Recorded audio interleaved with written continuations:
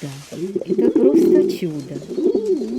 Она чарует и к себе зовет, расскажет, как проводит будни. Присмотришься, увидишь, как живет. Я сегодня наблюдала, как голубка ворковала. Голубь просто восхитил. Он голубку так любил.